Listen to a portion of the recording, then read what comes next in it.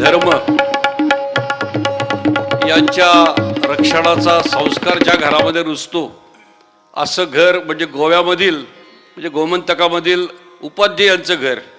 अर्थात काल जशा आमच्या अवंतिकाताई संघ परिवारातल्या होत्या तशाच आमच्या आजच्या ज्या कीर्तनकार आहेत, आज आणि उद्या आपण ऐकणार आहेत, अतिशय सुंदर असं कीर्तन आपण ऐकतो आहोत. कुमारी नेहाताई उपाध्ये या BA BEd झालेल्या आहेत. कालच्या संस्कृत विषयातल्या होत्या, MA झालेल्या. आमच्या नेहाताई इंग्रजी विषय घेऊन BA BEd झालेल्या आहेत आणि MA पण त्यांचं चालू आहे. वयाच्या 6व्या वर्षापासून त्यांनी कीर्तनाला सुरुवात केलेली आहे. अतिशय असं सुसंस्कृत असं घर या उपाध्ये नेहाताईंना आपल्याला लाभलेलं, उपाध्यांचं घर लाभलेलं आहे. आणि नारद मंदिर पुणे सकाळ फाउंडेशन संचलित कीर्तन विद्यालयात कीर्तन परीक्षेत त्यांनी प्रथम क्रमांक मिळवलेला आहे. दूरदर्शन, आकाशवाणी, गोमंतक TV यावरून देखील त्यांच्या कीर्तनं झालेले आहेत. त्यांच्या मुलाखती कीर्तन या विषयावरती झालेल्या आहेत. आकाशवाणीच्या युवावाणी कार्यक्रमातून देखील त्यांनी कीर्तनांचं सादरीकरण केलेलं आहे. आकाशवाणीची कोकणी व मराठीमधून B ग्रेड नावाची ही मान्यता प्राप्त कलाकार म्हणून त्या आहेत. त्याचप्रमाणे एक आस अंतरीची या चित्रपटातून त्यांची मुख्य भूमिका त्यांनी केलेली आहे. त्याचबरोबर संभवामी युगे युगे हे कृष्णाची भूमिका त्यांनी केलेली 100 प्रयोग त्याचे झालेले आहेत. पनवेल, कोल्हापूर, म्हापसा, कुडचडे असे या गावांमध्ये त्यांचे ते प्रयोग झालेले आहेत. सूत्रसंचालन वगैरे जो भाग असतो तोही त्यांचे हातखंड आहे. पंडित शौनक अभिषेकी, अभिषेक काळे, मुग्धा वैशंपायन, अमोल बावडेकर, श्रीरंग भावे, केतकी भावे जोशी, शमिका भिडे, निहिरा जोशी अशा दिग्गजांच्या कार्यक्रमांमध्ये निवेदनाचं काम आजपर्यंत आमच्या नेहाताईंनी केलेलं आहे. त्याचबरोबर कृष्णम वंदे जगद्गुरु या महानाट्याचे लेखन त्यांनी केलेलं आहे. डॉक्टर केशव बळीराम हेडगेवार विद्यालयासाठी त्यांनी ही नाट्यसंहिता लिहिलेली आहे, नाटक लिहिलेलं आहे. वर्तमानपत्रातून अनेक ललित लेख, कविता त्यांच्या प्रसिद्ध झालेल्या आहेत. आणखीन काही बरंच काही आहे. अनेक पारितोषिके त्यांनी मिळवलेले आहेत. पण सगळ्यात महत्त्वाचं मोंजीराजाच्या प्रांगणामध्ये आज त्या इथं आलेल्या आहेत कीर्तनासाठी. हे आमच्या दृष्टीने आम्हाला मिळालं एक मोठं पारितोषिक आहे. त्यानंतर संतपूजन आज करणार आहेत अश्विनीताई मनीष आवटी.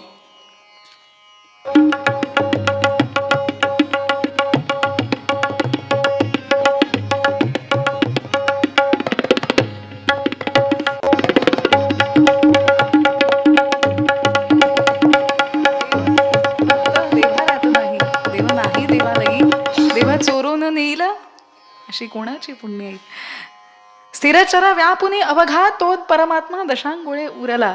जयी स्थळी काष्टी पाषाणी सगळीकडे चराचरामध्ये तो परमेश्वर आहे. आणि त्याच परमेश्वराचा आठव करण्यासाठी थोडंसं नामस्मरण करूया.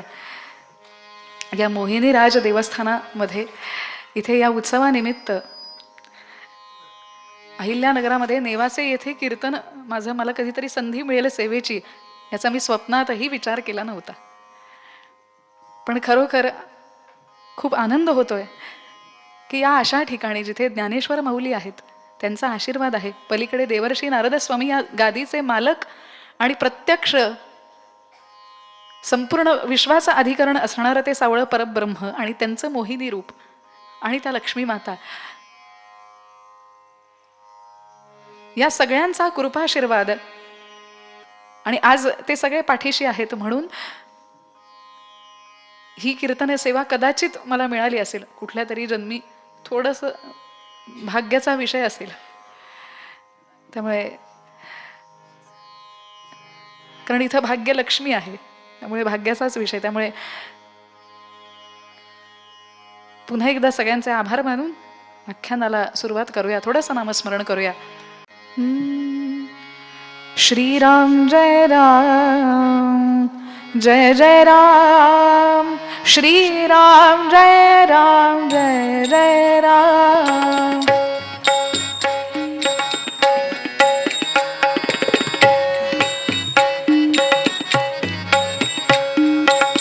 श्रीराम जय राम जय जय राम,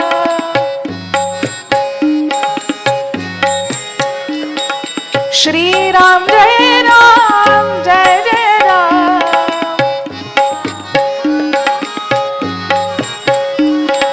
श्रीराम जय राम जय जय राम,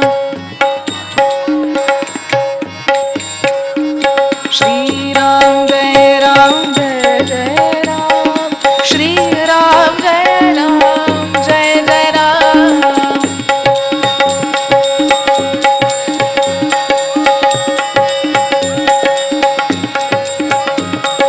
श्रीराम जय राम जय जय राम, श्रीराम जय राम जय जय राम.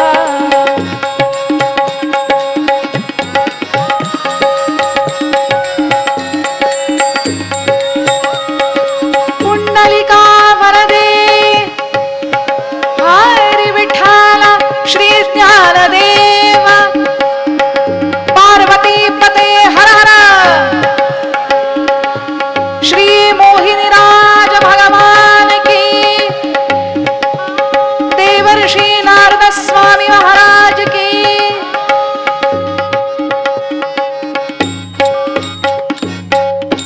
जय जय रघुवीर समर्थ. चालला होता.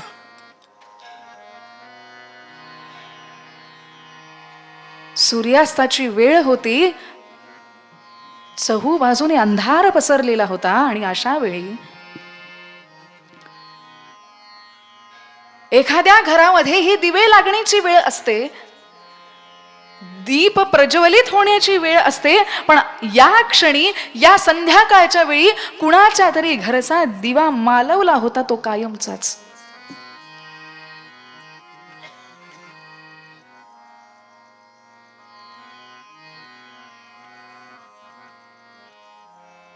उभं असं मैदान होतं आणि त्या मैदानावरती धारातीर्थी पडलेला फक्त कोवळ्या वयाचा अगदी 28-29 वर्षाचा पुत्र आणि त्याच्या सभोवताली सगळ्या आकाशामध्ये किंकाळ्या पोहोचतील असे सगळे घरातले कुटुंबीय तिथं धाय मोकलून रडत होते. जवळच वडील होते आणि हे वडील आपल्या त्या लहान पोराला, आपल्या मुलाला हलवून उठत होते. अरे बाळा उठ रे,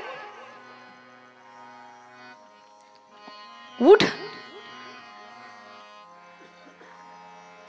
चिता रचली गेली होती आणि त्यावरती हा देह ठेवला गेला.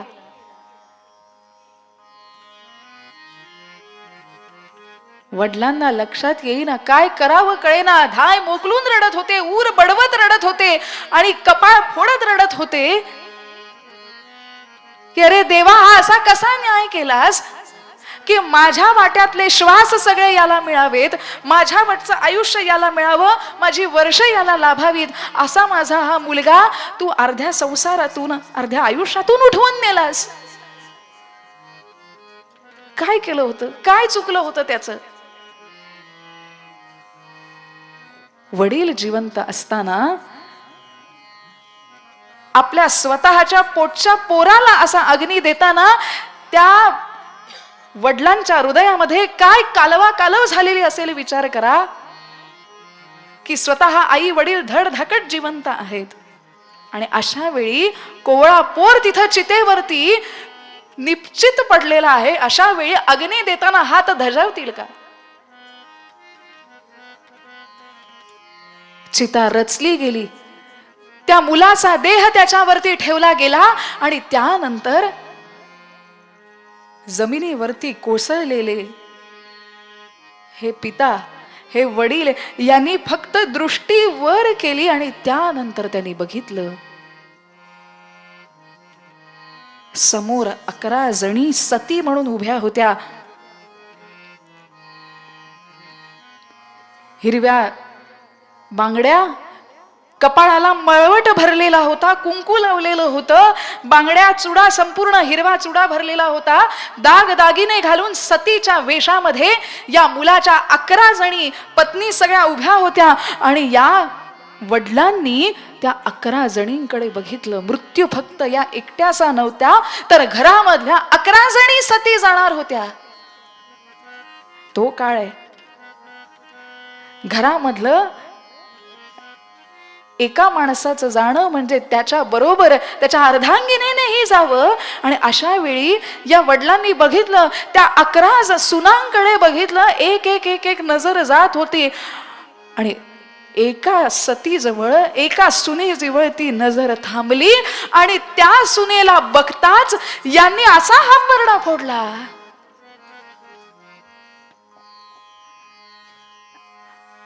की अगं माझी आई, माझा मुलगा तर मी गमावलाच, पण तू सती जाऊन मला निपुत्रिक करणार आहेस का?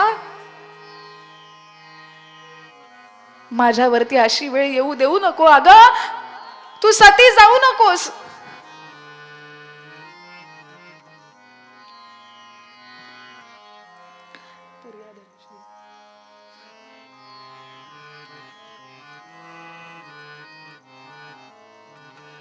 अगं मुली, तू सती जाऊ नकोस. तुझ्या लेकरांकडे बघ, तुझ्या मुलांकडे बघ. त्यांना फक्त निपुत्रिक करणार नाहीयेस, तर ही अख्खी प्रजा आहे तुझ्यासाठी. या प्रजेला पोरक करून जाणार आहेस तू. तू सती जाऊ नकोस. आपल्या मुलाचा मृतदेह बघून त्या वडिलांना जेवढं रडायला आलं, त्यापेक्षाही शतपटीनं या सुनेकडे बघून त्यांनी हंबरडा फोडला की बाई अगं, तू सती जाऊ नकोस, तू सती जाऊ नकोस. त्या सतीनं विचार केला की काय करावं. एकीकडे पतिव्रता होती, पत्नीचा धर्म सांगत होता त्या काळामध्ये की संसाराचे मिथ्या माया जाळ, की नाही आता पती राहिले नाहीत, संसार करून तरी काय उपयोग आहे. जावं सती, पत्नीच्या धर्माला आपण त्याप्रमाणे वागावं. म्हणून तिनं मनामध्ये कठोर निर्णय घेतला की सती जायचं. पण दुसरीकडे सासरे सांगत होते की नाही, तू सती जायचं नाहीस, आपल्या मुलांसाठी नाही, प्रजेसाठी राहायचं. कोण होती ती? ती सून, ती लेक जर सती गेली असली, त्या दिवशी त्या एक एक आयुष्यातला क्षण कलाटणी देणारा असतो. एका क्षणामध्ये आयुष्य बदलून जातं. त्या क्षणी जर ती सती गेली असती तर इतकी वर्ष सासऱ्यांनी जे शिकवलं होतं, जी शिक्षा दिली होती, जी दीक्षा दिली होती, तिला घडवलं होतं, अशी क्षात्र धर्मामधलं तेजस्वी असं रत्न निघून गेलं असतं. भारताचं भविष्य निघून गेलं असतं. मराठा साम्राज्याचं भविष्य निघून गेलं असतं. सगळं सरणावरती चढलं होतं. पण त्या क्षणी सासऱ्यांच्या विनवणीवरनं तिनं आपल्या मुलांकडे बघितलं, संपूर्ण मराठा सैन्याकडे बघितलं आणि तिच्या लक्षात आलं की मला जगायचंय. मला जगायचंय तर ते फक्त माझ्या मुलांसाठी नाही, पोटच्या पोरांसाठी नाही, तर या संपूर्ण मराठा साम्राज्यामधली जी प्रजा आहे ती प्रजा माझी मुलं आहेत. या सगळ्या मुलांची मी माता आहे. आणि त्या क्षणी त्या सतीनं सासऱ्यांना नमस्कार केला आणि ती म्हणाली, जसे कुरुक्षेत्रावरचे शब्द, जसे कुरुक्षेत्रावरचे कृष्णाचे शब्द अर्जुनाला, तसेच तुमचे शब्द मजला.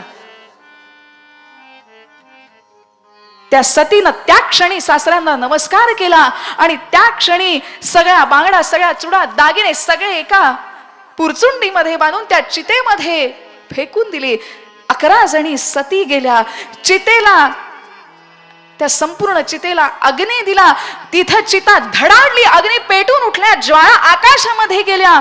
पण त्या क्षणी तो पुत्र तर गेलाच, पण त्याच बरोबर सौभाग्य गेलं. पण तो क्षण असा होता ज्या क्षणी संपूर्ण भारताचं भाग्य बदललं होतं. कारण कोण होती ती?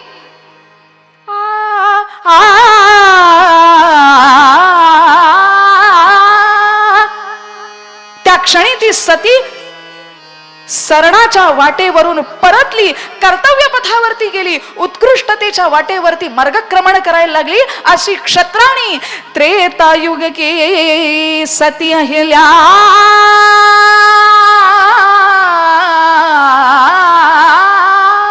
त्रेतायुग की सती अहिल्या राम के पद से पावन. त्रेतायुग की सती अहिल्या राम के पद से पावन.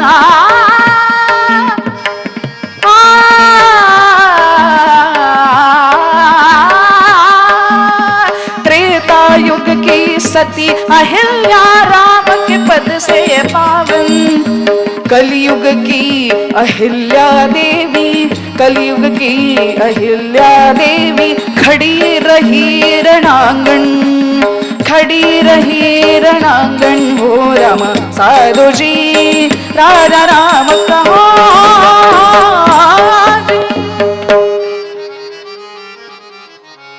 त्या दिवशी ती सती जाणारी सून मागे फिरली आणि त्यानंतर कर्तृत्वाच्या पथावरती, उत्कृष्टतेच्या मार्गावरती चालायला लागली, त्यागाच्या मार्गावरती चालायला लागली.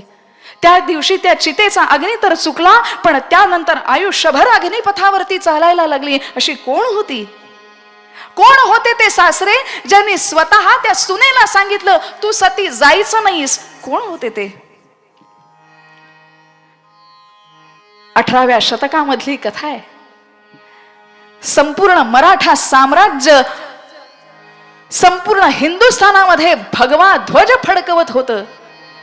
हे राज्य व्हावे ही श्रींची इच्छा, हे छत्रपती शिवाजी महाराजांचं, शंभू महाराजांचं हे स्वप्न साकार होत होतं. आणि ते होत होतं कारण संपूर्ण पुण्यामध्ये बसून पेशव्यांनी फक्त पुण्यातल्या पुण्यात नाही, अटक पासून कटक पर्यंत संपूर्ण भारत, तुंगभद्रा नदीपर्यंत, तंजावर पर्यंत, ते अगदी अटक म्हणजे आजचं पाकिस्तान आणि कटक म्हणजे अगदी ओडिशा पर्यंत, बंगाल पर्यंत, सगळीकडे तुंगभद्रा म्हणजे दक्षिण भारत, अगदी भोपाळ, या सगळ्या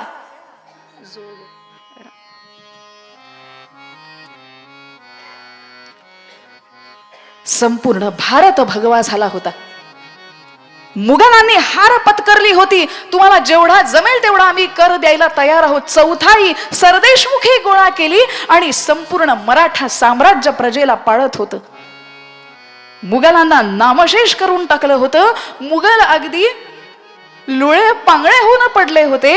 आणि असा सगळीकडे बाजीराव, मल्हारराव म्हणता क्षणी शत्रू चळचळ चळचळ कापत असे. बाळाजी विश्वनाथांना शाहू महाराजांनी पेशवे पद बहाल केलं. कान्होजी आंग्रे सारख्या या मराठा मावळ्याला, ज्याने एक इतिहासाला वेगळं वळण दिलं, अशा कान्होजी आंग्रेंना मराठा साम्राज्यामध्ये आणलं. आणि बाळाजी विश्वनाथ, आणि त्यानंतर बाळाजी विश्वनाथांचे चिरंजीव म्हणजे बाजीराव पेशवा. बाजीराव पेशव्यांनी राजधानी पुण्यामध्ये केली. बाजीराव पेशव्यांनी संपूर्ण भारत पालथा घातला. अगदी छत्रसाल बुंदेला ह्यांच्या मदतीने गेले.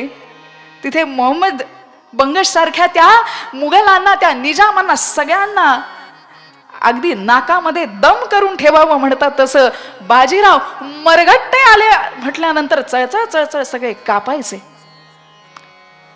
या बाजीरावांनी दिवसाला 100 किलोमीटर घोडा दौडवावा आणि असा दौडवावा की संपूर्ण भारत पालथा घातला.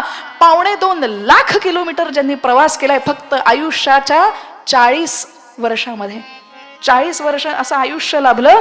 त्यामध्ये सगळीकडे छत्रपती शिवाजी महाराजांचं हे राज्य व्हावे ही श्रींची इच्छा. हिंदवी स्वराज्य सगळीकडे, हिंदू पद पादशाही निर्माण व्हावी म्हणून बाजीराव पेशवा झटलेत.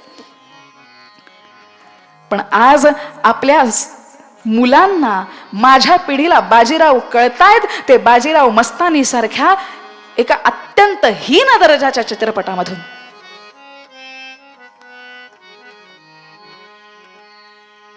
ज्या व्यक्तीला आयुष्यामध्ये हे असलं काही करायला वेळ मिळाला असेल का हो?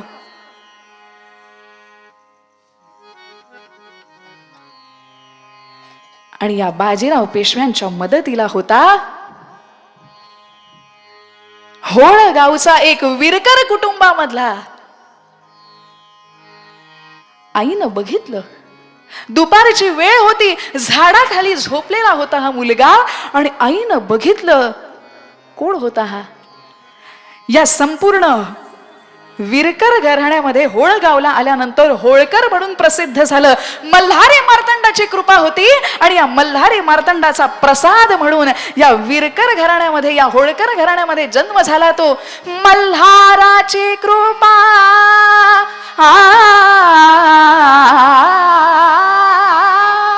मल्हाराची कृपा देधाला पुत्र मल्हारी. धीर वीर गंभीर सोडी तीर रयतेचा तो होई कैवारी. या मल्हारी मार्तंडाची कृपा, कुलदैवत होता जेजुरीचा खंडोबा, आणि या खंडोबाच्या प्रसादाने या आईच्या उदरी जन्म झाला तो एका मल्हारीचा. मल्हार असं नाव ठेवण्यात आलं. वडील गावचे चौगुले होते, पण वडील गेल्यानंतर मामाच्या घरी आले, आणि त्यानंतर मामाच्या घरी आश्रित म्हणून राहायला लागले.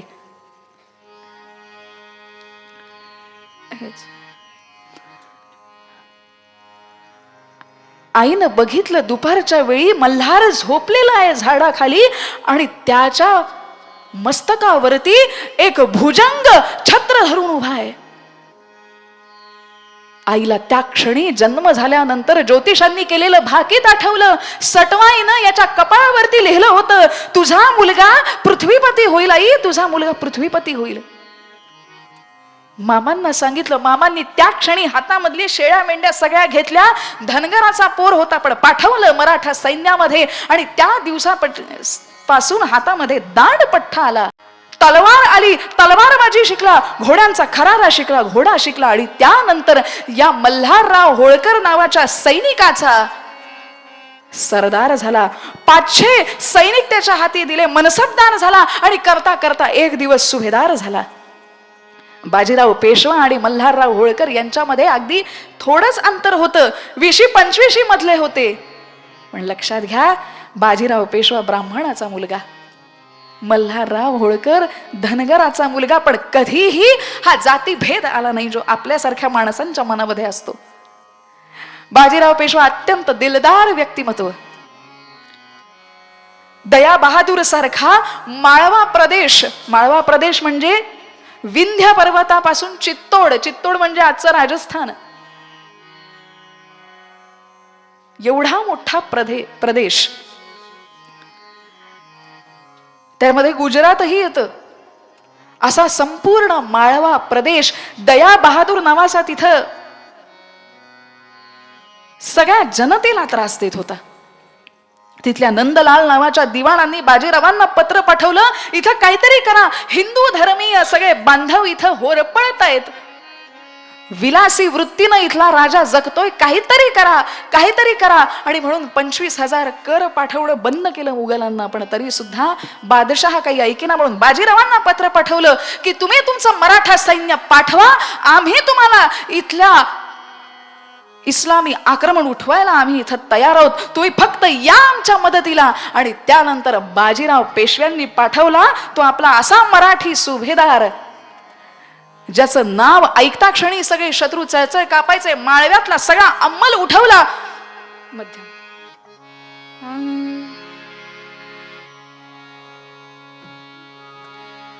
मल्हार आया मल्हार, मल्हार आया मल्हार, करे चितकार शत्रु संहार, पडे चौफेर भये भरधाव. मल्हार आया मल्हार,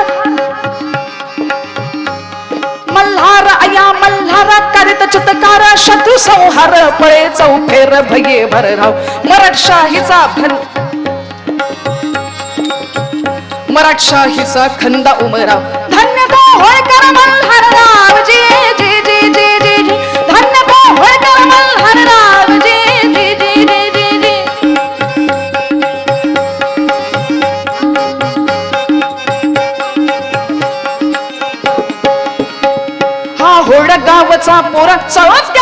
चारी मेंढर झोपता वनी दोन प्रहरी शिरावरी भुजंग छत्रधरी असा हा फणीवर धर मल्हार जी जी जी जी जी जी असा हा फणीवर मल्हार जी जी जी जी जी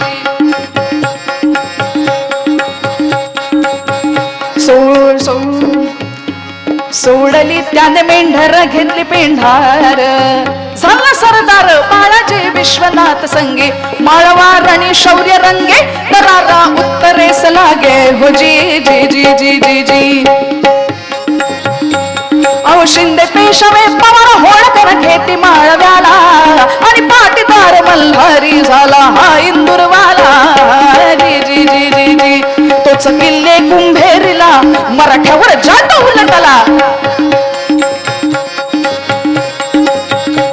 तोच किल्ले कुंभेरीला मराठ्यावर जाट उलटला जाटाला घ्याय कुम गेला दिल्लीचा बादशाह आला आणि बातमी लागली होळकर गोटाला जी होळकर गोटाला जी जी जी जी जी मल्हाररावांनी माळव्याचा संपूर्ण अंमलच उठवला आणि त्या क्षणी बाजीराव पेशव्यांनी हा संपूर्ण माळवा प्रदेश दिला मल्हाररावांना माळव्याचे सुभेदार झाले अगदी 11 महालांचे फौजेच्या सरंजाम्यासाठी दिलेले करता करता 84 महाल झाले आणि सगळी माळव्याची प्रजा या संपूर्ण मल्हाररावांच्या प्रजा वत्सल अशा पालनाखाली वाढू लागली खेळू लागली फुलू लागली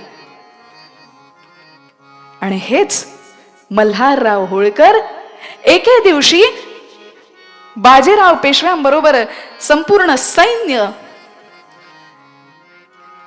एक युद्ध सगळं आटोपून आले होते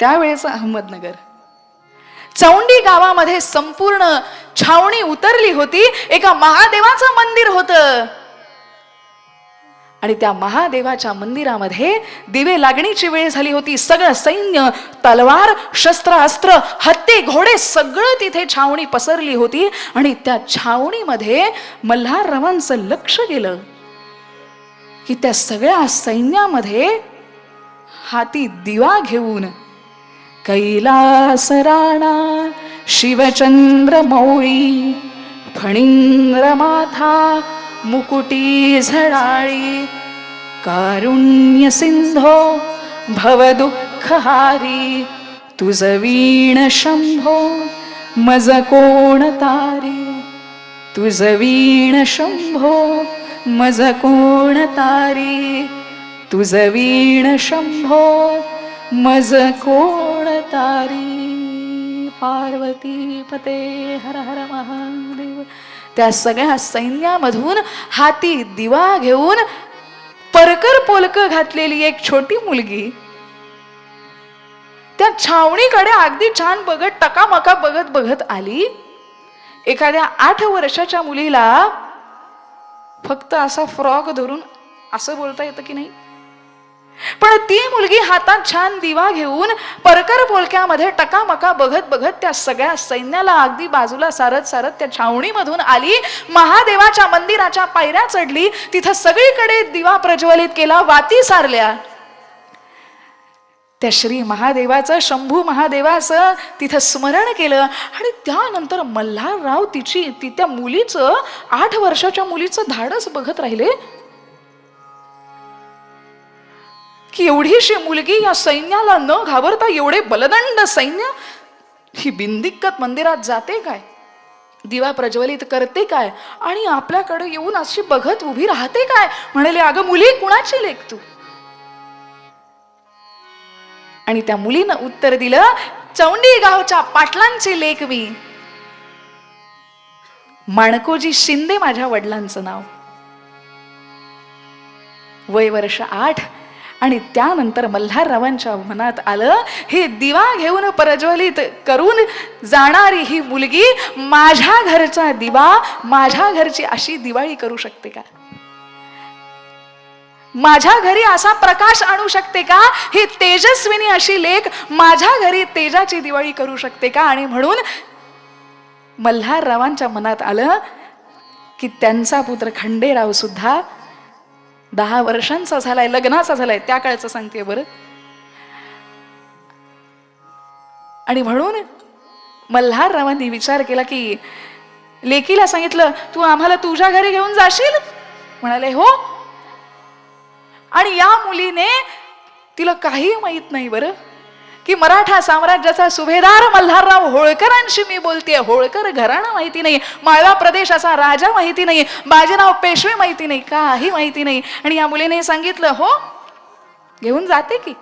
आणि या मुलीनं मल्हारराव होळकरांना आपल्या घरी आणलं आणि प्रत्यक्ष मल्हारराव होळकर आलेत म्हटल्यानंतर माणकोजी शिंदे म्हणाले, या आमचं परम भाग्य आहे. पण मल्हाररावांनी त्यानंतर अजून एक आनंदाची बातमी दिली. म्हणाले, तुमची मुलगी होळकर घराण्याची सून व्हावी असं वाटतं. लेक धाडसी आहे,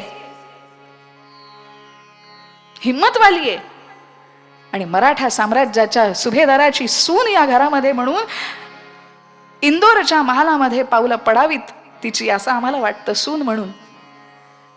आणि त्यानंतर काय, अगदी 8-9 वर्षाची अहिल्याबाई होळकर झाली. होळकर घराण्यामध्ये तिनं प्रवेश केला. खंडेराव अगदी 10 वर्षाचे, अहिल्याबाई 8 वर्षाची, असा हा विवाह झाला. सनई आहे आपल्याकडे, हे मंगलवाद्य या मंगल क्षणी तर वाजलंच पाहिजे.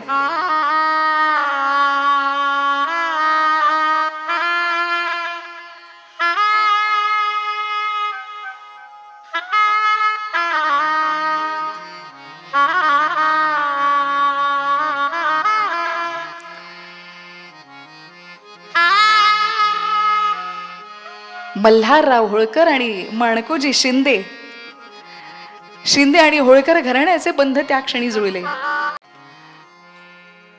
अहिल्याबाई होळकर वाड्यामध्ये नांदायला लागली.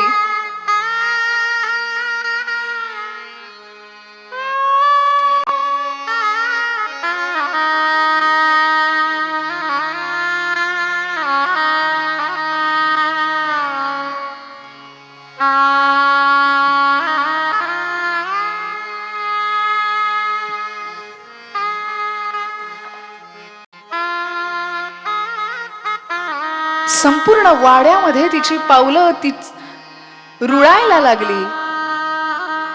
लक्षात यायला लागलं की 8 वर्षाची मुलगी आहे, इथे वावरत असताना सगळं सैन्य इथले दास दासी मुजरा करतायत. म्हणजे आपण कुणीतरी बाबा महत्वाची व्यक्ती आहोत या वाड्यामध्ये. उपाध्यायांनी सांगितलेली सगळी व्रत वैकल्य करावीत, पूजा अर्चा करावी. आणि त्यानंतर मल्हारराव होळकरांना लक्षात आलं, गौतमाबाईंना लक्षात आलं, तावर्ण ताकभात ओळखणारी ही मुलगी आहे. आणि त्यानंतर सासरा आणि सून, सासरा सासू सून हे नातं तिथं संपलं आणि तिथं गुरु शिष्याचं नातं निर्माण झालं. आज आपल्या घरामध्ये एखाद्या सुनेचा प्रवेश झाला तर आपण पहिलं तिला काय दाखवतो? स्वयंपाकघर. पण त्या सासऱ्यांनी, मल्हारराव होळकरांनी आपल्या घरामध्ये आलेल्या मुलीला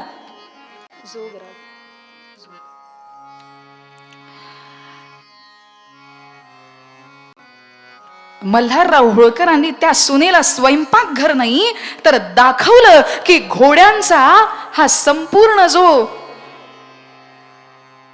मोठा ताफा होता, सैनिक होते, त्यांच्याकडे तोफखाना नेऊन दाखवला, दारू गोळा तयार करण्याचा कारखाना नेऊन दाखवला की हे बघ, उद्या तुला हे सगळं सांभाळायचं आहे. कचेरीमध्ये नेऊन हिशोब कसा करायचा हे दाखवलं. वह्या पुस्तकं दाखवली. रामायण महाभारतातल्या कथा ऐकवण्यासाठी गुरुजींना बोलावलं. 8 वर्षाची मुलगी होती, त्यामुळे बालपणीच संस्कार सगळे व्हायला लागले होते. गुणी होती. लहानपणी रामायण महाभारतातल्या कथा ऐकवल्या होत्या. आज आपण आपले मुलं काय बघतात? रील्स बघत असतात. छत्रपती शिवाजी महाराजांना कथा ऐकवण्यासाठी, त्या शिवबा बाळाला कथा ऐकवण्यासाठी उमाजी पंडित, केशव पंडित नावाचे तिथे गुरुजी होते. ते रोज कथा ऐकवायचे रामायण महाभारतातल्या. का? अहो, लहानपणी जर नरसिंहाने त्या हिरण्यकश्यपूचं नखांनी पोट फाडलं ही कथा ऐकली नसती तर अफजल खानाचा वाघ नखांनी कोथळा बाहेर काढला असता का?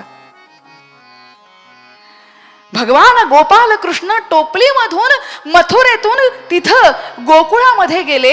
हे टोपलीतून निसटाईची कथा जर लहानपणी ऐकली नसती तर आग्र्याहून पेटाऱ्यामध्ये बसून सुटका करून घेता येते अशी कल्पना मनामध्ये आली असती. आणि म्हणून या कथा फक्त कथा नाही आहेत, हे संस्कारांचं बीज आहे. आणि त्याच कथा अहिल्याबाईंच्या कानावरती पडायला लागल्या. रामायणातल्या, महाभारतातल्या, पांडव प्रतात सगळी पुराण त्यातल्या कथा हिच्या कानावरती पडायला लागल्या आणि त्यानंतर संस्कार व्हायला लागले. अहिल्याबाई मोठ्या होत होत्या आणि या अहिल्याबाई संपूर्ण माळवा प्रदेश बघत होता. घोड्यावर स्वार झालेल्या अहिल्याबाई, शस्त्रास्त्र चालवणाऱ्या, हिशोब करणाऱ्या, तोफखाना आणि त्यामध्ये दारुगोळा कसा तयार करायचा, एखाद्या युद्धामध्ये कोणी जखमी झालं तर त्या सैन्याची कुठं सेवा करायची, वैद्यांना बोलवायचं, सेवा शुश्रूषा करायची, ही सगळी कामं.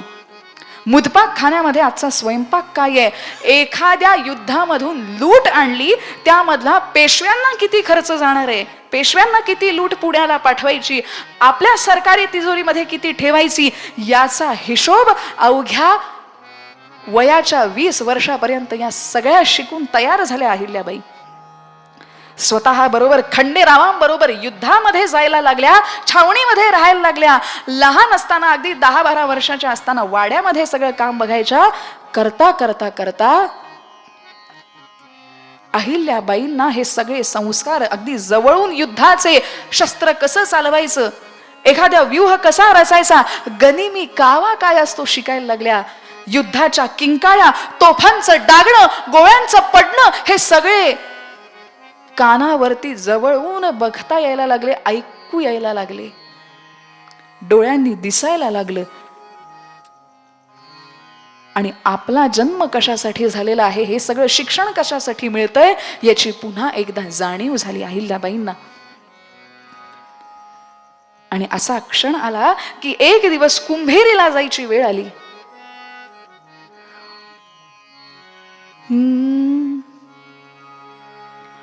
तोच किल्ले कुंभेरीला मराठ्यावर जाट उलटला, जाटाला घ्याय कुम केला, दिल्लीचा बादशाह आला.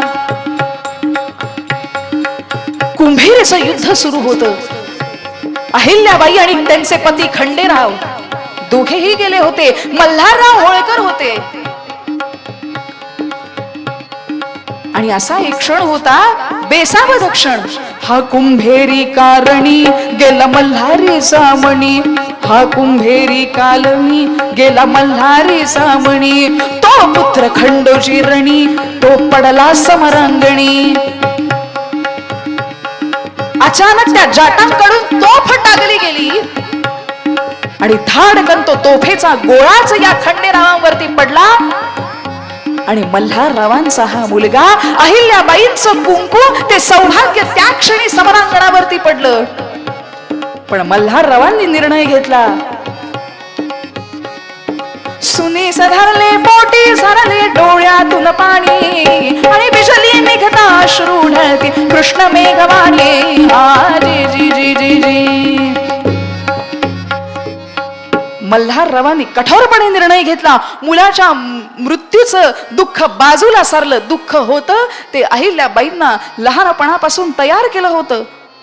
म्हणाले, नको सती जाऊ तू बाई, तू मला खंडोबा ठाई, नको सती जाऊ तू बाई, तू मला खंडोबा ठाई. मेली ती अहिल्या माई, माझा खंडो मेला नाही.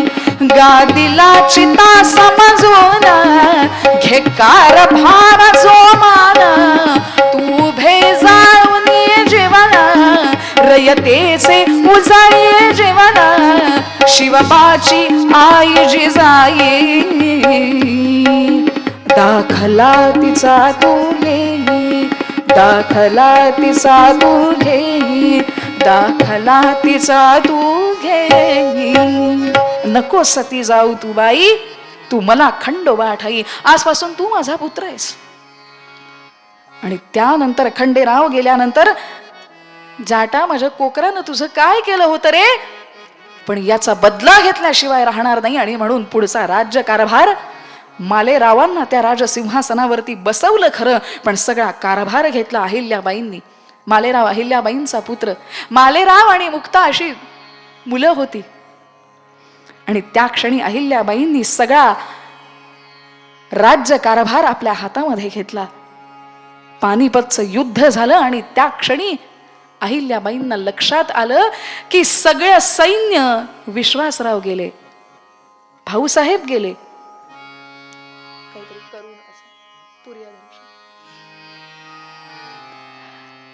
अहिल्याबाईंनी युद्धाचे परिणाम आपल्या डोळ्यांसमोर बघितले. पानिपतामध्ये सैनिकांचे पाणी पाणी करत हाल हाल झाले आणि मृतदेह तडफडत तडफडत पाण्याशिवाय मेले.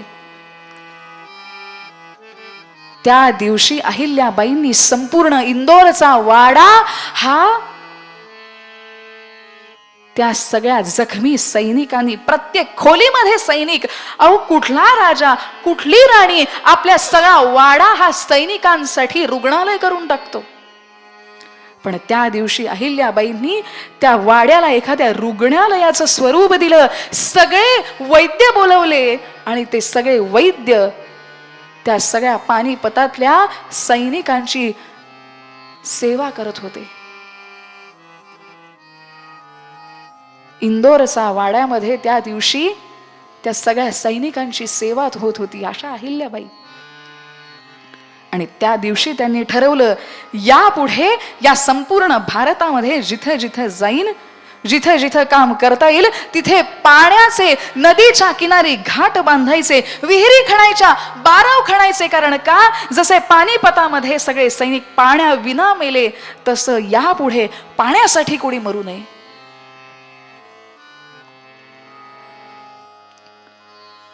एका स्त्रीचा, एका राणीचा किती दूरवर विचार बघा.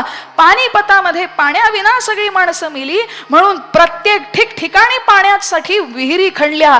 विहिरी खणल्याच, पण त्याचबरोबर हैदराबादामध्ये आजही एक विहीर आहे अशी की त्या विहिरीच्या बाजूला त्यांनी मंदिराची स्थापना केली. मारुतीरायांचं मंदिर. का? कारण पाणी असंच आपल्याकडे दूषित केलं जातं, कचरा टाकला जातो, काहीही टाकलं जातं. पण तिथं जर मंदिर असेल तर त्या विहिरीचं पावित्र्य राखलं जाईल, म्हणून प्रत्येक ठिकाणी विहिरीच्या बाजूला मंदिराची स्थापना केली. एवढा विचार अहिल्याबाईंनी केला की एखादं महायुद्ध झालं ते यापुढे सत्तेसाठी नाही तर ते पाण्यासाठी होईल. पाणी हेच जीवन आहे. यासाठी त्यांनी पाण्याचे तलाव, पाण्याची बारव, विहीर सगळीकडे खणून घेतल्या. एवढा दूरवरचा विचार. आपल्या पतींना गमावलं आणि काही काळानंतर मल्हारराव वय झालं आणि एक दिवस आपल्या सासऱ्यांनाही गमावलं. घरामधले 2 पुरुष गेलेच, पण त्याचबरोबर गादीवरती बसवलेला अवघ्या 22 वर्षांचा मुलगाही त्यांनी गमावला. मालेराव आजारी होते. अनेक वैद्यांकडून त्यांची शुश्रूषा करून घेतली, पण तरी सुद्धा काही गुण पडला नाही. पती गेले, गुरुच्या स्थानी असणारे सासरे गेले आणि त्यानंतर मुलगाही गेला. काय अवस्था होईल विचार करा. अशा वेळी अहिल्याबाईंनी आपलं सगळं साम्राज्य इंदोर पासून माहेश्वरी इथे नेलं.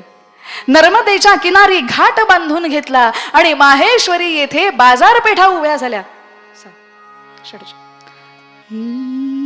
नवीन बाजारपेठ निर्माण झाली. सबिंदू बिंदू सुस्खलत तरंग भंगरंजितम द्विषत्सु पापजात जातकारिवादि संयुतम कृतांत दूत कालभूता भीतिहारि वरमदे त्वदीय पाद पंकजम नमामि देवी नर्मदे नमामि देवी नर्मदे.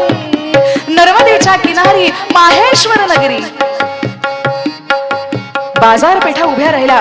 वेगवेगळ्या देशोदेशीचे वैद्य तिथे आले, सावकार आले, व्यापारी आले, नवीन उद्योग सुरू झाला. स्त्रियांना शस्त्रास्त्रांचं युद्ध कलेचं शिक्षण द्यायला सुरुवात झाली. पाठशाळा उभ्या झाल्या, तालमी उभ्या झाल्या आणि अहिल्याबाई माहेश्वरी इथे राजधानीमध्ये राज्य करायला लागल्या. द्विषत् सुपापजात रात कार्यवारी संयुतम त्वदंबुदीन लीनमीन दिव्य संप्रदायकम कलौमलौघ भारहरि सर्वतीर्थदायकम. नर्मदेच्या किनारी माहेश्वर येथे ही नगरी साकार झाली. आणि त्यानंतर अहिल्याबाईंच्या लक्षात आलं की माहेश्वरी येथे हैदराबादहून विणकरांना आणलं आणि माहेश्वरीमध्ये त्यांनी वस्त्रोद्योग सुरू केला. सगळ्या विणकरांना वस्त्र कसं तयार करायचं हे शिकवलं. आणि ते साधं सुद्धा वस्त्र नव्हतं, रेशमी वस्त्र. आणि ते वस्त्र आजही कोटींच्या घरामध्ये गेलं आणि त्या वस्त्राचं नाव म्हणजे माहेश्वरी साडी. म्हणून मरावे परी कार्य रूपे उरावे. आजही माहेश्वरी साडी कित्येक विणकरांचं पोट भरते, भारत देशाला कर मिळवून देते. जगामध्ये आज माहेश्वरी साडी जाते ती अहिल्याबाई होळकर यांच्या नावानं. आणि अहिल्याबाईंच्या लक्षात आलं की नर्मदेच्या किनारी आजही भिल्ल वाटसरूंना लुटतात. त्यांच्या लक्षात आलं हे चांगलं लक्षण नाही. ज्या नर्मदेच्या किनारी आपलं राज्य आहे तिथे जर वाटसरूंना लुटलं जातं तर संपूर्ण देशामध्ये आपली कीर्ती काय पसरेल. नर्मदा मैया म्हणतो पण त्या मैयेच्या काठी या सगळ्या वाटसरूंना लुटतात. आणि त्या 300 वर्षांपूर्वी अहिल्याबाईंनी स्वयंवर रचलं की जो कुणी त्या भिल्लांच्या नायकांना आणेन त्यांना माझी कन्या मुक्ता देण्यात येईल. आणि त्यानंतर त्या गावच्या यशवंतराव फणसे नावाच्या एका चिरंजीवानी त्या भिल्लांच्या नायकांना धरून आणलं. आणि अहिल्याबाईंनी काय केलं असेल, त्याला फाशीची शिक्षा ठोठावली असेल, त्या भिल्लांचा समूळ नायनाट केला असेल तर नाही. इतक्या धोरणी होत्या, निर्णायक बुद्धी होती की अहिल्याबाईंनी विचारलं की का तुम्ही लुटमारी करता. त्या भिल्लांच्या नायकाने उत्तर दिलं की आई, अहो दुसरं काही पोटा पाण्यासाठी आम्हाला येत नाही, शेत कसायला जमीन नाही, दुसरं काय करावं. आणि त्या क्षणी अहिल्याबाईंनी सांगितलं की यापुढे ज्या वाटसरूंना तुम्ही लुटताय त्याऐवजी त्या जंगलातून व्यवस्थित वाटसरूंना पलीकडे सोडायचं काम तुम्ही करायचं. आणि त्या बदल्यात जी तुम्हाला जे वेतन दिलं जाईल त्याचं नाव असेल भिल्ल कवडी. आणि त्या दिवसापासून भिल्ल आणि त्यांचे नायक जे लुटमारीचा व्यवसाय करायचे, तिथं प्राणांवरती घाला घालायचे, तेच भिल्ल या वाटसरूंना सही सलामत जंगलाच्या पलीकडे सोडून यायला लागले. आणि त्यांना बदल्यात कवड्या द्यायला लागले. आणि त्या दिवसापासून त्या भिल्लांना शेत कसायला जमीन द्यायला सुरुवात झाली. त्या चोरांना मारायचं, फाशी द्यायची हे ब्रिटिशांनीही केलं पण त्याचा काही फायदा झाला नाही. त्या ब्रिटिशांमधल्या एकाच्या लक्षात आलं की अनेक वर्षांपूर्वी अहिल्याबाई नावाच्या एका राणीनं या भिल्लांना व्यवसाय दिला, तेव्हा कुठं ते सुधारलेत. हा विचार अहिल्याबाईंचा होता. पण एक दिवस यशवंतराव फणसे यांचं निधन झालं आणि त्या दिवशी मुक्ता सुद्धा म्हणजे त्यांची लेक सुद्धा सती गेली. मोठा बाका प्रसंग ओढवला. घरामधली 18 माणसं पटापटा गेली. विचार करा, एकटी होळकर घराण्यामध्ये स्त्री, घरामधली 18 माणसं गेली आणि एकट्या अहिल्याबाई होळकर आणि दुसरे तुकोजी होळकर त्या घराण्यामध्ये होते. आणि तरी सुद्धा संपूर्ण माळवा प्रदेश सांभाळायचा आहे. अशा वेळी अनेकांची मती फिरते, प्रतिकूल अवस्थेमध्ये स्वार्थ साधायची मनामध्ये इच्छा निर्माण होते. आणि अशा वेळी अहिल्याबाईंच्या पदरी असलेले गंगोबा तात्या चंद्रचूड यांनी पुण्याला पत्र पाठवलं. पेशव्यांच्या घराण्यामध्ये काका आणि पुतण्यामध्ये भांडणं सुरू झाली होती आणि अहिल्याबाई नेहमी म्हणायच्या की यांच्या घराघरामधली भांडणं म्हणजे फिरंग्यांसाठी, इंग्रजांसाठी फायद्याची ठरणार आहेत. आपलंच रक्ताचं नातं रक्ताशी भांडत राहतं आणि अशा वेळी दोघांचं भांडण आणि तिसऱ्याचा लाभ होऊन जातो. आणि याच क्षणी विधवा अशा अहिल्याबाई आहेत म्हणून पत्र पाठवलं गंगोबा तात्यांनी पुण्याला राघोबा दादांना, रघुनाथरावांना, की गंगा भागीरथी अहिल्याबाई होळकर या संपूर्ण घरामध्ये एकट्याच आहे, शोकार्णतात आहे. त्यामुळे हे सगळं माळवा प्रदेश तुमच्या हातात घेण्यासाठी सैन्य घेऊन निघा. पण अहिल्याबाई अत्यंत चाणाक्ष होत्या. आज आपण इंग्रजांना दुवा देत असतो, श्रेय देत असतो की त्यांनी पोस्टल सर्व्हिस म्हणजे पत्र व्यवहार, संपूर्ण पत्राचा व्यवहार पोस्ट ऑफिस त्यांनी आणलं म्हणून दुवा देत असतो. पण त्या काळामध्ये 288 रुपये पगार देऊन त्या काळामध्ये पत्र व्यवहार तयार झाला होता. अहिल्याबाईंच्या काळामध्ये त्यांनी पत्र व्यवहाराची यंत्रणा सगळीकडे ठेवली होती की कमीत कमी 7 दिवसामध्ये इंदोर किंवा माहेश्वरी ते पुणे आणि पुणे ते माहेश्वर अशी पत्र गेली पाहिजेत. प्रत्येक गावागावामधून ही यंत्रणा त्यांनी तयार केली होती. गुप्तहेर खातं निर्माण केलं होतं आणि त्या गुप्तहेर खात्याने अहिल्याबाईंपर्यंत पोहोचवलं की बाई, घात झालेला आहे, तुमच्याच पदरामधल्या एका दिवाणांनी पत्र पाठवलेलं आहे. आणि अहिल्याबाईंना त्या क्षणी धक्का बसला नाही, तयारीच्या होत्या अहिल्याबाई. त्या क्षणी त्यांनी सगळ्या मराठा साम्राज्यातील सरदारांना सगळीकडे पत्र पाठवलं, गायकवाडांना पत्र पाठवलं, भोसल्यांना पत्र पाठवलं, शिंद्यांना पत्र पाठवलं की ज्या पेशव्यांचे आम्ही पाईक आहोत, ज्या पेशव्यांशी आम्ही आजन्म प्रामाणिकपणे व्यवहार केलेला आहे, मराठा साम्राज्याचं, हिंदवी स्वराज्याचं स्वप्न बघितलेलं आहे, आज त्याच घराण्यामधील रघुनाथराव आमच्यावरती सैन्यासकट चाल करून येत आहेत. आज मी एकटी आहे, दुबळी आहे असं ते समजतायत. लक्षात घ्या, आज मी जात्यात आहे आणि तुम्ही सुपात आहात. ही वेळ फिरायला वेळ लागणार नाही. मदतीसाठी या गायकवाड, शिंदे, सगळे पवार, सगळे आपलं सैन्य घेऊन माहेश्वरी येथे आले.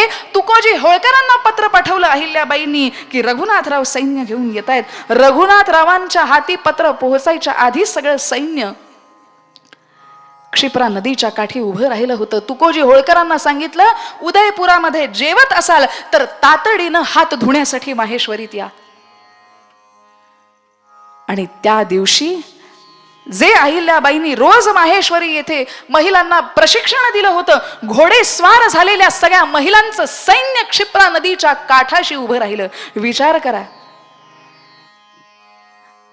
समोर क्षिप्रा नदी वाहत होती, पलीकडे रघुनाथराव पेशवे आपलं सैन्य घेऊन पोहोचले होते, अलीकडे तुकोजीराव होळकर आणि अहिल्याबाई होळकर यांचं संपूर्ण स्त्रियांचं सैन्य.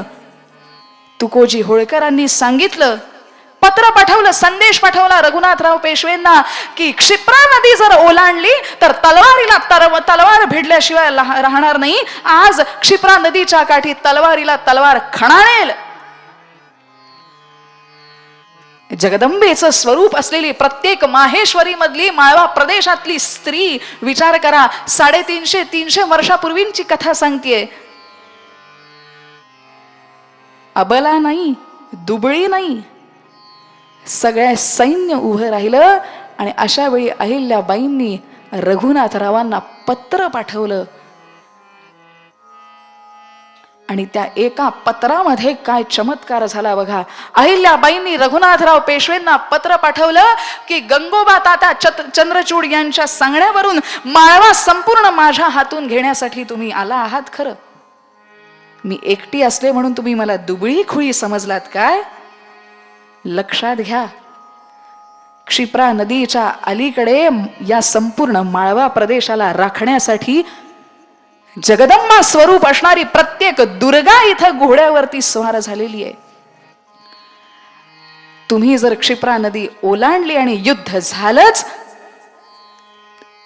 जर तुम्ही जिंकलात तर संपूर्ण जगामध्ये तुमची इतिहासामध्ये नोंद होईल की रघुनाथराव पेशवे स्त्रियांशी लढून जिंकले. आणि जर तुम्ही हरलात तर आजन्म सगळीकडे इतिहासामध्ये सांगितलं जाईल की रघुनाथराव पेशवे आणि त्यांचं सैन्य स्त्रियांकडून हरलं. तुम्हाला काय हवंय? हे पत्र वाचता क्षणी रघुनाथराव हादरलेच आणि त्या दिवशी रक्त न सांडता ती लढाई जिंकली होती अहिल्याबाईंनी. रघुनाथरावांनी घाबरूनच पत्र पाठवलं. या जगामध्ये 2 पत्र अत्यंत प्रसिद्ध आहेत. एक शिवाजी महाराजांनी अफजल खानाला पाठवलेलं गनिमी काव्याचं पत्र की राजा बहुत भीतो, त्यामुळे अफजल खान अगदी बिनधास्त राहिला. आणि दुसरं पत्र ज्याने लढाई रक्त न सांडता जिंकली ते म्हणजे दुसरं पत्र अहिल्याबाईंनी रघुनाथरावांना पाठवलेलं. पण लढाईची पूर्ण तयारी अहिल्याबाईंनी केली होती. सगळं सैन्य आलं होतं आणि रघुनाथरावांनी पत्र पाठवलं, अहिल्याबाईंना मातोश्री तुमचा गैरसमज झालेला आहे, आम्ही तर मुलाच्या शोकसभेसाठी आलो आहोत. अहिल्याबाईंनी पत्र पाठवलं, शोक व्यक्त करण्यासाठी जर आला असाल तर बिनधास्त आमच्या महालामध्ये या, राजवाड्यामध्ये या. राजवाडाही आपलाच आहे, कुटुंबही आपलंच आहे, ही फौजही आपलीच आहे. त्यामुळे आजपर्यंत शोक व्यक्त करण्यासाठी सैन्य घेऊन आलेलं मी कुठेही पाहिलेलं नाही. आणि त्या दिवशी रघुनाथराव पेशव्यांनी साडी चोळी देऊन अहिल्याबाईंचा सन्मान केला आणि परत गेले. लढाई न करता त्या दिवशी अहिल्याबाईंनी हे युद्ध जिंकलं होतं. त्यांनी लिहून ठेवलंय की मला युद्ध आवडत नाही. युद्धामध्ये रक्त सांडतं, पैशांचा अपव्यय होतो, खर्च होतो, अनेक घरं उद्ध्वस्त होतात. जिथं शक्तीपेक्षा युक्ती श्रेष्ठ तिथं युद्ध होणं नाही. मला युद्ध आवडतच नाही. आणि त्यांची ही कीर्ती सगळीकडे पसरली. देशोदेशीचे कवी त्यांच्या घरामध्ये यायला लागले आणि त्यातले एक कवी हरिपंत नावाचे कवी, त्यांनी लिहिलं की सगळ्या देव देवता तुमच्या पायाशी, अशा तुम्ही अहिल्याबाई थोर आहात. त्यांची ती कविता अहिल्याबाईंनी घेतली आणि नर्मदेला समर्पित केली. म्हणाले, देव देवता आमच्या पायाशी नाहीत, आम्ही देवदेवतांच्या पायाशी आहोत.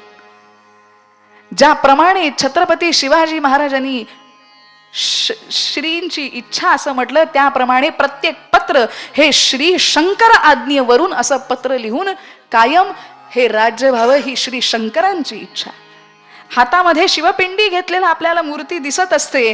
ती पिंडी सुद्धा नर्मदेच्या ठिकाणी का सगळ्यांनी एकत्र यावं. अगदी सगळीकडे मंदिरं बांधली, 12 ज्योतिर्लिंगांना सगळीकडे देणगी पाठवली. पुण्यातलं राम मंदिर, तुळशीबागेतलं, त्यांना देणगी जायची. ज्या औरंग्याने अगदी बाबरी मशीद तिथं काशी विश्वेश्वराचं मशीद फोडलं, तिथे काशी विश्वेश्वराचा जीर्णोद्धार करण्यासाठी पैसे पाठवले.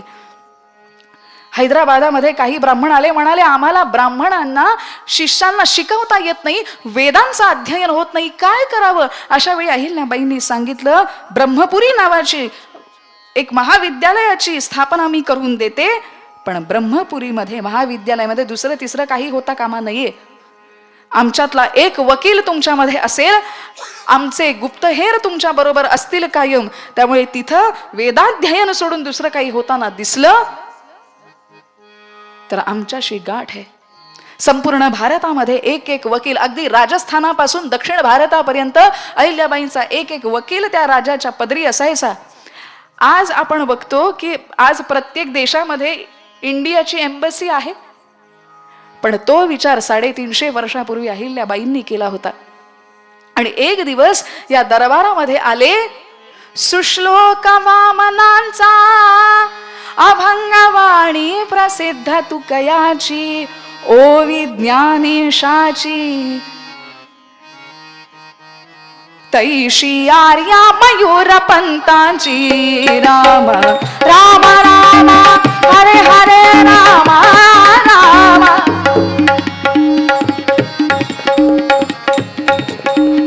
राम राम हरे हरे राम राम राम राम सीतापदे राम राम.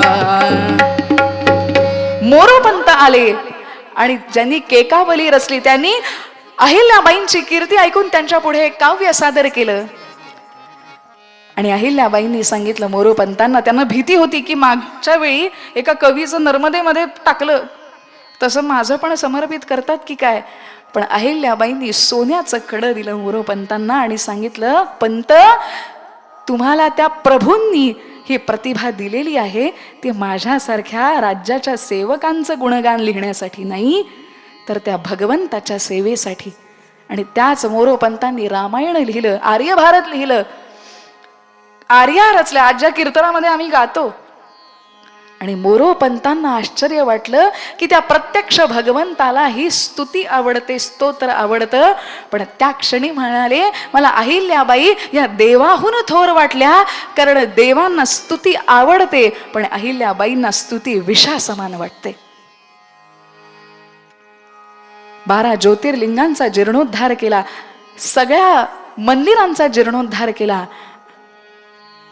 माहेश्वरी साडींचं वस्त्र विणलं केलं, भिल्लांना शेती व्यवसाय. एकदा एक विधवा आली आणि म्हणाली, सगळी सावकाराची पत्नी होती, म्हणाली सगळी संपत्ती सरकार तिजोरीमध्ये जमा करा असं म्हणतायत. अहिल्याबाईंनी सांगितलं, तुझी संपत्ती आहे, विधवांना दत्तक घेण्याचा अधिकार दिला. आणि त्या दिवसापासून माळव्यामध्ये एखादी विधवा स्त्री दत्तक पुत्र घेऊन सगळी संपत्ती त्याच्या नावावरती व्हायला लागली. विधवांनाही त्यांच्या पतींनी जमा केलेली संपत्ती भोगण्याचा, उपभोगण्याचा, त्याचा आनंद घेण्याचा अधिकार आहे. एका ब्राह्मणाने ती त्यांच्याकडे कैफियत मांडली, 4 मुली आहेत, लग्न होत नाही कारण मी हुंडा देऊ शकत नाही. अशा वेळी फरमान सोडलं, यापुढे जर कुणी माळव्यामध्ये हुंडा घेतला तर त्याला शिक्षा ठोठावण्यात येईल. 350 वर्षापूर्वी आज सरकारला इथं आरडाओरडा करून सांगावं लागतं हुंडा बंदी, पण 350 वर्षापूर्वी देणाऱ्याला तो हुंडा दुप्पटीनं सरकारला द्यावा लागेल आणि घेणाऱ्यालाही तो द्यावा लागेल दुप्पटीनं. तेवढाच हुंडा. कुणाची बिशाद आहे अहिल्याबाईंच्या त्या संपूर्ण सत्तेखाली हुंडाच्या ह सुद्धा म्हणायची. विधवा एखाद्या सामान्य स्त्री सुवासिनींचं आयुष्य जसं जगावं तशा अहिल्याबाईंच्या संपूर्ण राज्यामध्ये जगत असत. सौभाग्य लक्ष्मी एखादी सुवासिनी, एखादी तरुणी सुद्धा घोड्याची विद्या, शस्त्रविद्या शिकत असे, वेदांचं अध्ययन करत असे. आणि एके दिवशी श्रावणाचा मास सुरू होता. कृष्णाच्या जन्मासाठी त्यांनी सोन्याचा पाळणा घडवून घेतला. वय झालं होतं अहिल्याबाईंचं आणि त्या दिवशी त्या संपूर्ण मासामध्ये त्या नर्मदेलाही पूर आला होता. तो पावसामुळे नाही, तर ही सगळ्यांची अहिल्या, लहानगी अहिल्या ते अहिल्याबाई आणि अहिल्याबाई ते अहिल्या माता असा प्रवास. प्रत्येकाला वाटायचं ही माझी आई आहे. एका विधवेला वाटायचं ही माझ्या जगात कुणी नसलं तरी ही माझी आई आहे. प्रत्येक ब्राह्मणाला वाटायचं माझे वेद सांभाळायला गो ब्राह्मण प्रतिपालक छत्रपतींनंतर ही माझी आई आहे. भिल्लांना वाटायचं आई अगं माझी वरुस तुला लागू देत. संपूर्ण भारत ज्यांना दुआ देत असे, तिथे गोकर्ण महाबळेश्वर जे आहे तिथंही आज त्यांचा वाडा आहे. टिपू सुलतानाला पत्र पाठवलं की मंदिर बांधण्यासाठी तुम्ही परवानगी देता की मी येऊ. तर टिपू सुलतानने म्हटलं नको, कारण यांनी इथं पाय रोवला तर ते इथून हलणार नाहीत असा हैदराबादच्या निजामांना डर होता, टिपू सुलतानाला भीती होती. आणि अशा अहिल्याबाई आयुष्यातल्या शेवटच्या घटका मोजत होत्या त्यावेळी प्रत्येक जण येऊन येऊन अहिल्याबाई म्हणाल्या, फक्त दृष्टी तरी देऊन जा. फक्त 30 वर्षामध्ये विनाकारण अजिबात जिथे तलवार खणाणली नाही, युद्ध झालं नाही, असं शांतिप्रिय राज्य. आज जे आपण स्वप्न बघतो की भारत विश्वगुरु व्हावा, भारतामध्ये स्टार्टअप्स ज्याला म्हणतात ते निर्माण व्हावे, असं आपल्या पंतप्रधानांचं स्वप्न आहे. ते स्वप्न 350 वर्षापूर्वी अहिल्याबाईंनी साकार केलं होतं. आज आपण विचारतो अयोध्येचं मंदिर तयार करण्याचं काही कारण होतं का निर्माण करण्याचं? हॉस्पिटल बांधलं असतं, हे बांधलं असतं, ते बांधलं असतं. पण लक्षात घ्या, 350 वर्षापूर्वी याचं उत्तर अहिल्याबाई देऊन जातात की धर्माची प्रतीक, त्याचा जीर्णोद्धार, सगळी मंदिरं पुन्हा उभी करणं, काशी विश्वेश्वर पुन्हा उभं करणं, 12 ज्योतिर्लिंग पुन्हा उभी करणं, हे म्हणजे फक्त धार्मिक कार्य नाही, तर जिथं इस्लामी आक्रमण आहेत तिथल्या घाबरलेल्या हिंदूंना याच उभ्या असलेल्या मंदिरांकडे बघून पुन्हा एकदा मनामध्ये आशा निर्माण होते, धैर्य निर्माण होतं आणि इस्लामी आक्रमणामध्ये हे हिंदू पुन्हा एकदा ताठमानेनं जगतात. त्यांचा कणा पुन्हा एकदा ताठ होतो जेव्हा मंदिरावरती कळस शाबूत आहेत हे ते बघतात. म्हणून धार्मिक प्रतीक फक्त मंदिर धार्मिक कार्य म्हणून नाही, ते धर्माचं प्रतीक. आपण सुरक्षित आहोत, हे आपलंच राज्य आहे, हे प्रजेला पुन्हा एकदा मनामध्ये दिलासा देण्यासाठी मंदिरं उभी आहेत. पुन्हा पुन्हा लिंगांची स्थापना नर्मदेच्या किनारी करावीत, जेणेकरून सगळे हिंदू बांधव एकत्र येतील. विचार करा, एका बाजूला डच आहेत, एका बाजूला पोर्तुगीज आहेत, एका बाजूला इंग्रज आहेत, एका बाजूला मुघल आहेत. अशा वेळी सुद्धा हिंदूंना एकत्र आणण्याचं काम अहिल्याबाई करून जातात. फक्त मंडळी त्यासाठी त्या सासऱ्यांचा खूप मोठा वाटा आहे, ज्यांनी फक्त सुनेला सून म्हणून नाही तर शिष्येसारखं घडवलं. आणि म्हणून या सगळ्यांनी आपला देह सत्कारणी, तुका म्हणे माझ्या जीवा नको सोडू बा केशवा. अहिल्याबाईंचं आयुष्यामध्ये एकच ब्रीद होतं की जे जे मी आयुष्यामध्ये करेन त्याचं उत्तर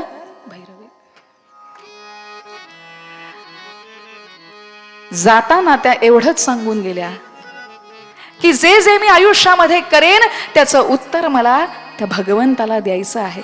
श्री शंकर आज्ञेवरून त्या भगवान शंकराला मला हे उत्तर द्यायचं आहे. आणि म्हणून भगवंत पाहतो आहे, याच भावनेने आयुष्यभर जगत राहिल्या. आपल्या सासऱ्यांचा अंत्यसंस्कार विधी सुद्धा सरकारी तिजोरीमधून नाही तर स्वखर्चाने त्यांनी करायला लावला. बाजीराव पेशवे गेले म्हणून अंत्यसंस्कार विधीनंतर जे जे दान झालं ते सरकारी तिजोरीतून नाही, आपल्या तिजोरीतून स्वखर्चातून करायचं. आज जिथं भ्रष्टाचारामध्ये प्रजेचा पैसा आपल्या खिशात घालताना राजकारण्यांना काही वाटत नाही, त्यांनी आपल्या डोळ्यांसमोर अहिल्याबाईंचा आदर्श ठेवावा की तो मला बघतो आहे, ह्या भावनेने मी प्रजेची सेवा करणार आहे. प्रजेचा पैसा, सरकारी पैसा हा माझा नाही. आपल्या पतींना खडसावून सांगावं, हिशोबाची वही दाखवून की तुमचं वेतन एवढंच आहे, या पलीकडे 1 रुपयाही मिळणार नाही. आणि म्हणून तुका म्हणे माझ्या जीवा नको सोडू बा केशवा. हा देह सार्थकी लावला आणि मरावे परी कीर्ती रूपे नाही. आजही कार्य, आजही त्यांच्या घाटावरती ते उपयोगी येतात. आजही त्या विहिरीमध्ये, जेजुरीला जी विहीर आहे ती कुणी खणली, ती कोणी निर्माण केली? या अहिल्याबाईंनी. आज संपूर्ण भारत, विनोबा भावेंनी सांगितलं, महाराष्ट्राची वेस ओलांडल्यानंतर, जिथे जिथे अहिल्याबाई म्हटल्यानंतर समोरच्या माणसाचं मस्तक झुकायचं. त्या क्षणी मला अहिल्याबाई म्हणजे पुण्यश्लोक लोकमाता अहिल्याबाई होळकर काय ते कळलं. अहिल्या का म्हणावं, पुण्यश्लोक का म्हणावं? जगामध्ये फक्त राजा नल, राजा युधिष्ठिर आणि प्रत्यक्ष भगवान विष्णू हे पुण्यश्लोक आहेत. त्यानंतर कलियुगामध्ये सर्व संतानुमते पुण्यश्लोक ही पदवी जर कोणाला दिली असेल, ती एका क्षात्र धर्मातील क्षत्राणीला पुण्यश्लोक अहिल्या माता होळकर यांना. आणि म्हणून देह सार्थकी लावला. हेच तर आपल्याला तुकाराम महाराज सांगतात आणि हेच तर त्यांना अपेक्षित आहे. पुण्यश्लोक अहिल्या माता देवी की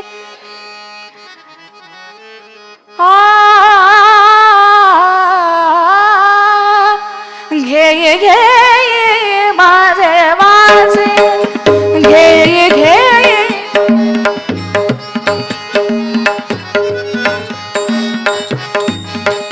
गोड नाम विठ्ठलाचे गोड नाम विठ्ठलाचे घे घे माझे वाचे घे घे माझे वाचे घे घे माझे वाचे तुका म्हणे माझ्या जीवा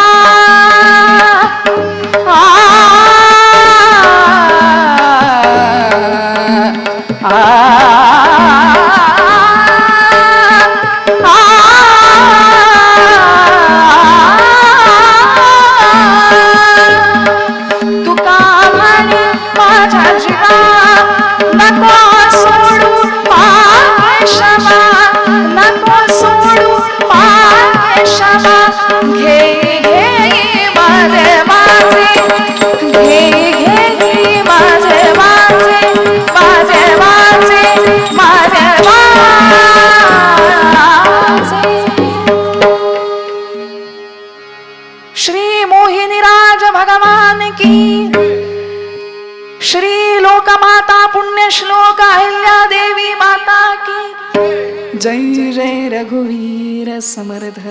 आजची सेवा इथं थांबते.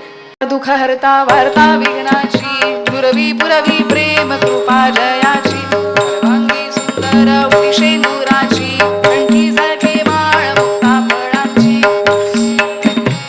मंगलमूर्ती दर्शन मात्रे मन कामना पूर्ती. जय देव जय देव.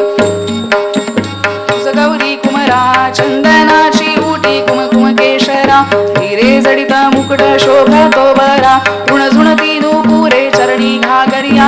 जय देव जय देव जय मंगलमूर्ती दर्शन मात्रे मान कामना पूर्ती. जय देव जय देव. लंबोदर पीतांबर फणीवर बंधना सरळ सोंड वक्र तुंड त्रिनयना दास रामाचा वटपा हे सदना संकटी पावावे निर्वाणी रक्षावे सुरवर वंदना. जय देव जय देव जय देव जय देव.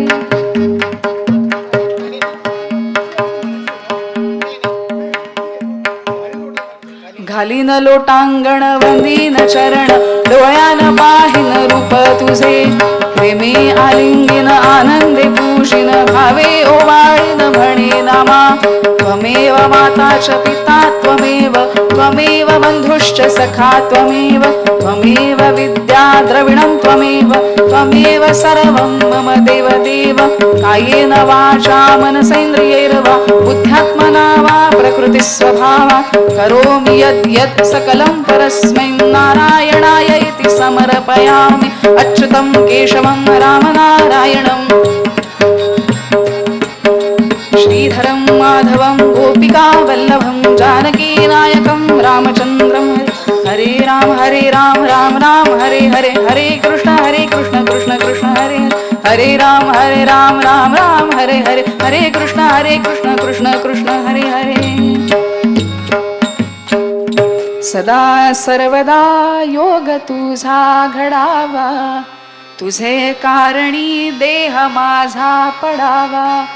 उपेक्षू नको गुणवंतानंता रघुनायका मागणे हेची आता.